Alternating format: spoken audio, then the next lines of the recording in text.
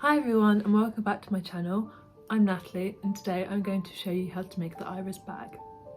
The iris bag pattern is created by me and features a fun ruffle around the outside and quilted main fabric along with a strap.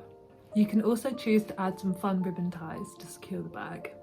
I think this pattern is perfect for confident beginners who are comfortable quilting that want a step-by-step guide to show you how to do everything from start to finish. Today I'm going to show you how to sew each stage of the bag, from quilting the main fabric to the finishing touches like adding the ribbon tie. If you enjoy sewing projects like this, don't forget to subscribe and give the video a like, as well as hitting the bell button so you don't miss any new tutorials.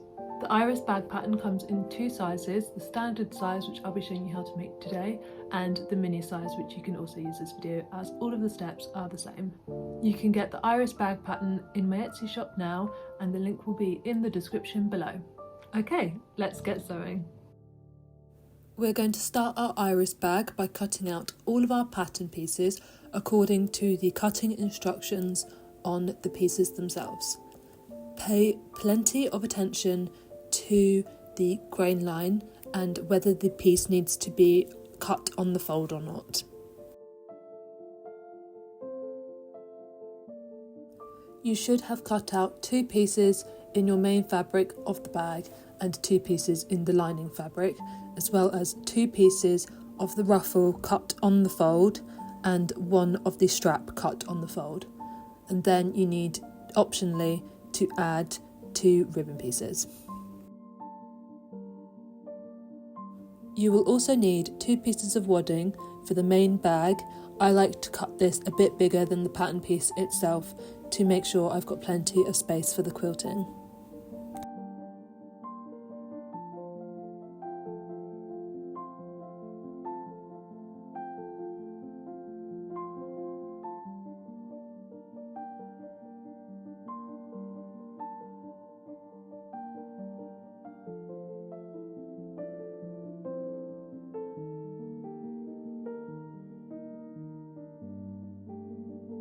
Next, I mark out all my quilt lines on the main bag by using the quilt guides on the pattern.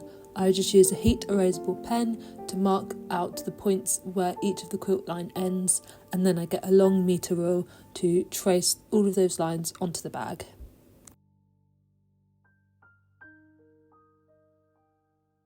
Now you should take your main bag piece in the main fabric and attach it to the batting or wadding. To do this, you could use a quilting adhesive or some clips or put a few pins in like I did. Just make sure that everything is nice and smooth on the wadding.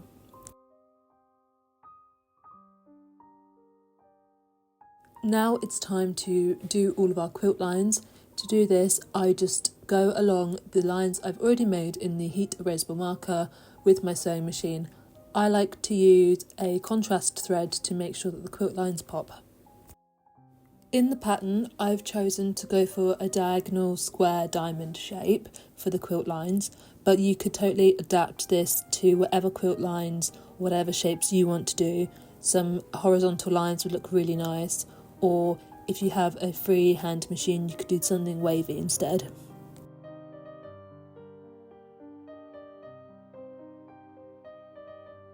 Once you've done all of the quilt lines on the front and back piece, we're then just going to trim down any excess batting or wadding to make sure that they are nice clean pieces.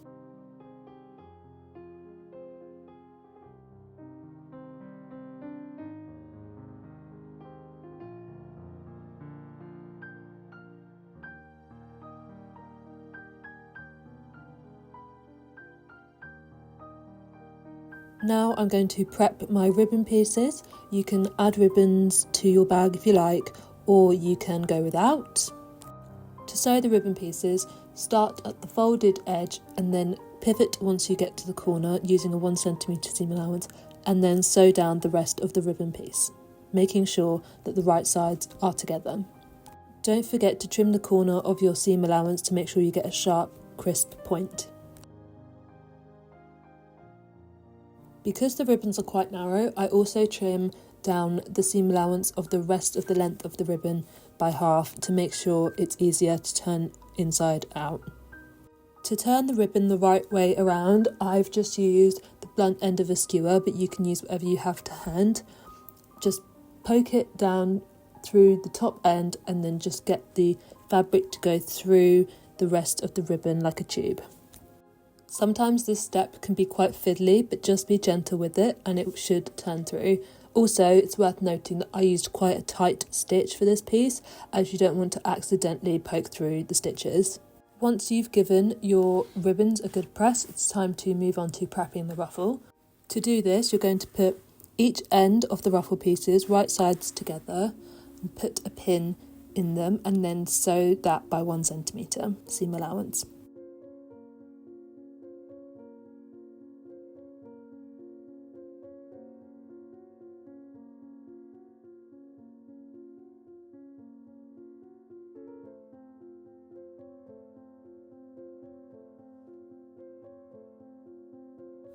Now we're going to finish off the corners of our ruffles, so make sure you fold your short ends so that the fabric is right sides together, and then we're going to sew those ends by 1 centimetre seam allowance for both sides.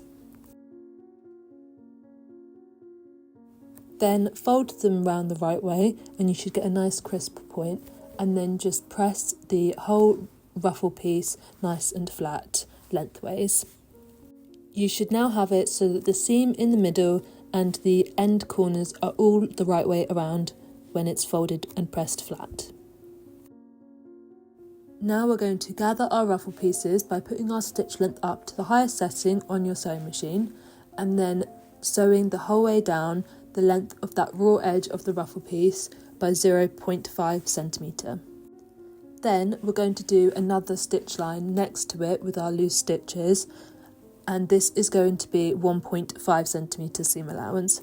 Make sure when you're doing your gathering stitches that you don't back tack, as this will stop you from being able to pull the gathers through afterwards. Now we're going to take the main bag piece and we're going to line up the middle seam with the bottom edge notch of the bag. I like to just put a pin in that, and then we're going to start gathering from both ends towards the centre, so that the ends of your ruffle meet up with the ruffle stop guide on the pattern pieces.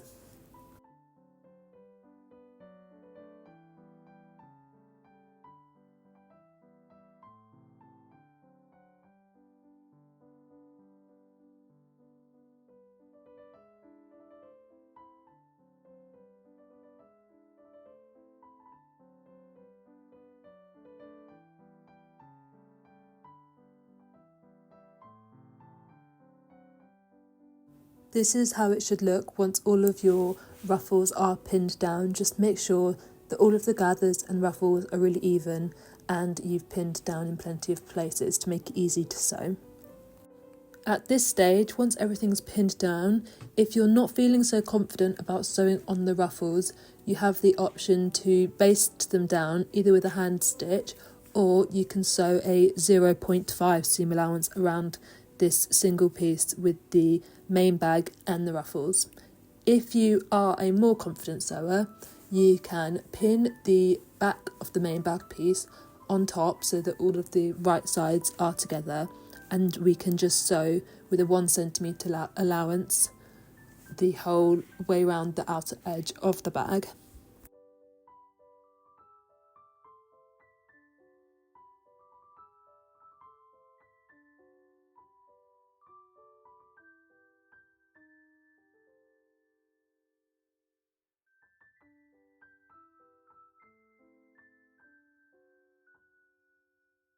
Once you've sewn all your pieces together, so your front main bag piece, your ruffle and your back main bag piece, you want to trim into the curves of the seam allowance to make sure that when we fold it through, the curves of the bag are going to be nice and smooth. Make sure you don't trim into any of the stitches, as this will make the bag unravel and fall apart. Another top tip would be that you want to make sure you cut into the seam allowance at the most points where it is the most curved, and then you can ease off with how much you're cutting into it as the curve reduces. Now we can fold the bag through the right way and make sure that the curves are nice and smooth. To do this, I like to just gently tug on the ruffle pieces, as this will pull out the quilted main bag quite nicely and you can get some really nice smooth edges. Now, one of your gathering stitch lines will still be visible on the ruffles. We can just remove this by using an unpicker and then steam it lightly if you have any marks left from the stitches. Now I'm going to temporarily secure the ribbons onto the top edge of the bag. To do this, just pin them to the top middle marker of the bag on either side and then do a few stitches back and forth with around 0.5 seam allowance. Make sure that you're not catching the other side of the bag underneath, so you only want to be sewing through the one layer of the bag. Now we're going to sew the strap for the bag. So to do this, just press the strap right sides together lengthways and then sew down the long edge with a 1 cm seam allowance. Now we're going to turn the bag strap through the right way around. To do this, I just used a loop turner, but you could use a safety pin, attach it to one end and then thread it through if you don't have a loop turner.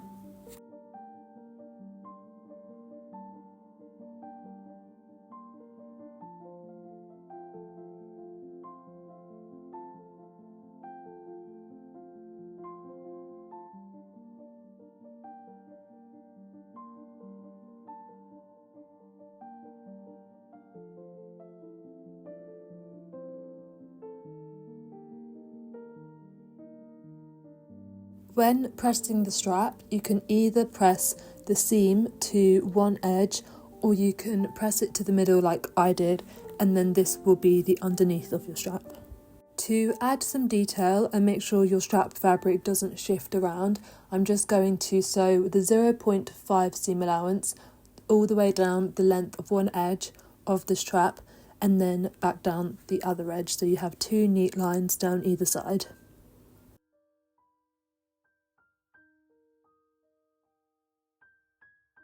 Now we're going to secure these straps to the bag.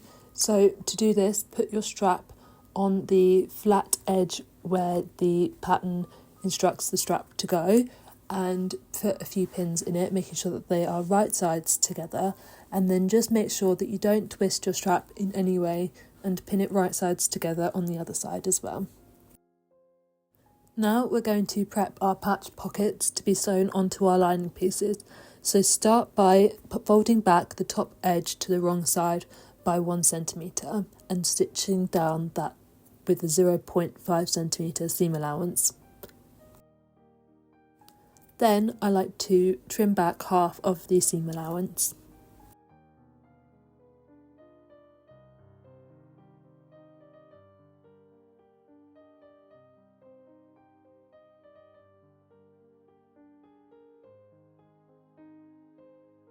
Next, we're going to fold back the other edges of our patch pocket to the wrong side by 0.5 centimetres.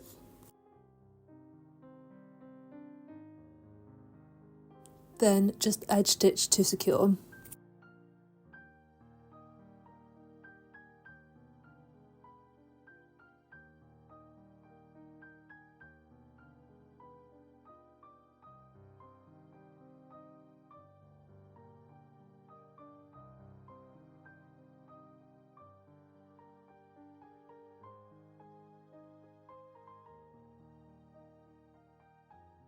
Now fold back all of those edges again by 0.5 centimetre, and then you want to fold back your top edge last, so that sits on top all of the other seams, and fold that back by 1 centimetre.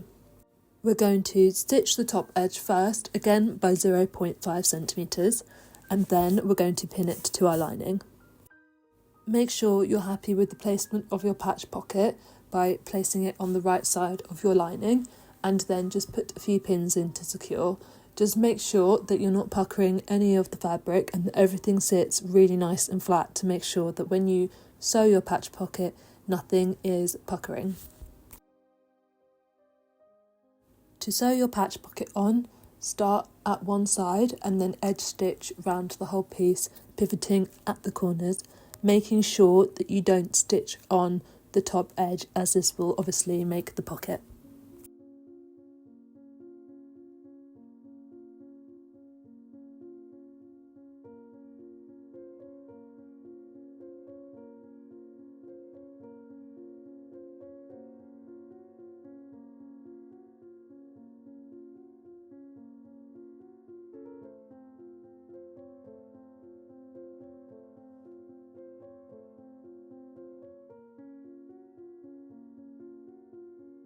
To finish prepping our lining, we're going to take the other piece and lay everything right sides together, and then we're going to stitch around the whole of the edge and bottom by 1 centimetre seam allowance, making sure to leave a fairly big size gap at the bottom so that we can fold everything through afterwards.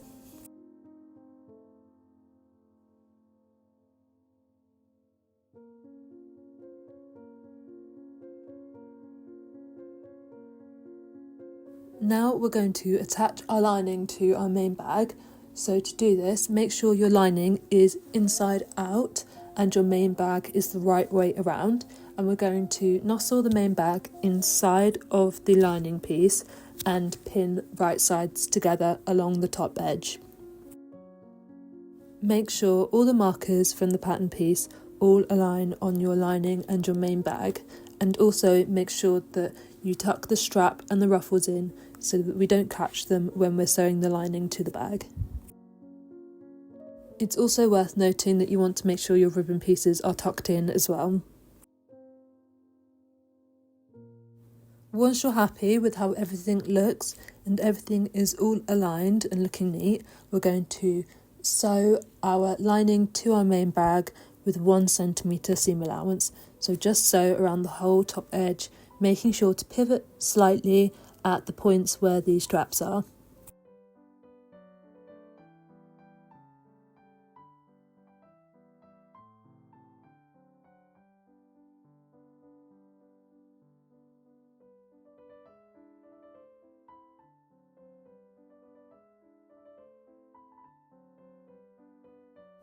Once that's all sewn up, I like to just slightly trim the seam allowance where my straps are, just to remove some of the bulk so that it all folds through nicely at the end.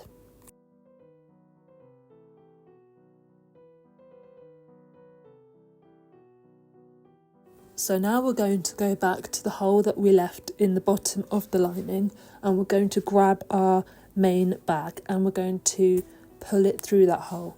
Just make sure that you're gentle so that you don't tear anything.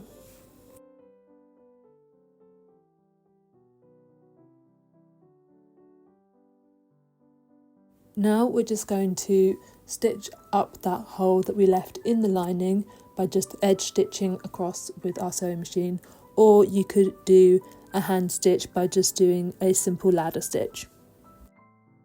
As a last step to finish off the top of the bag so it looks really nice and neat, I like to do a 0.5 centimetre top stitch around the whole top edge of the bag.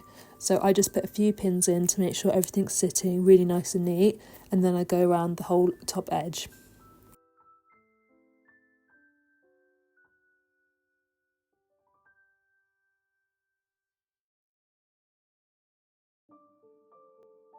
I think that this last step just helps to make sure that the lining doesn't stick out of the bag and that the curve of the top edge of the bag looks really nice and neat.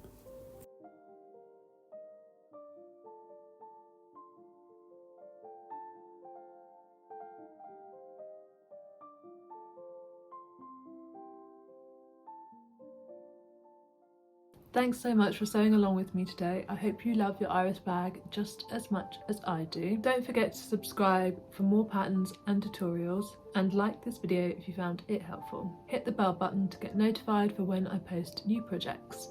And remember, the iris bag pattern is available on my Etsy page now, which is available in the link in the description below. I can't wait to see what you make or what fabrics you choose, so don't forget to tag me on Instagram so I can see all of your wonderful creations. My Instagram link will also be linked in the description below. Happy sewing, and I will see you next time.